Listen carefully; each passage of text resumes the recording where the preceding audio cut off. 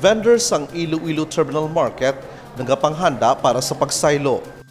Matapos ang madinalagong nga pagsaylo sa mga vendors sa Iloilo Central Market sa ila temporary stalls, nagpanghanda naman sa karon ang mga vendors sang Iloilo Terminal Market. Masunod nga bakantihon amo ang Iloilo Terminal Market para hatagan sang ligwa ang pag-board up. Suno sa LEEO, nagadali naman ang mga vendors para sila ang makaobra na sang modifications. Una diri, nagpatawag sang consultative meeting ang Local Economic Enterprise Office o kon LEEO sa kapin 700 ka mga vendors para istoryahan ang update sa mga temporary stalls kada kaon sini kag ang location. Pasalig ni Mayor Jared Treñas, wala sang may ma-displaced bangod ang mga lehitimo nga mga stall owners ang hatagan sang prioridad. Buot silingon, makabalik gid ang mga vendors sa ila mga pwesto. Hatagan sang panahon ng mga vendors para sa modifications sang ila temporary stalls depende sa mga kinahanglanon sang isa ka vendor.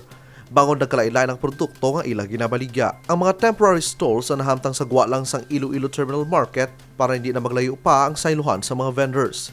Giyan pa siguro sang LEO nga mabako ng disenyo sang temporary stalls para mangin organisado ang pagplastar sa mga vendors sa tion nga sila ang makasaylo. Ang ini nga proyekto sa idalom sang PPP o kon private-public partnership para hatagan sang ligwa ang papatukod sang moderno nga merkado. Gani gin kalipay gid sang LEEO ang suporta gikan sa mga vendors para ma-level up ang merkado sang syudad. Kevin Patrick Kasipe para sa Level Up Patrol.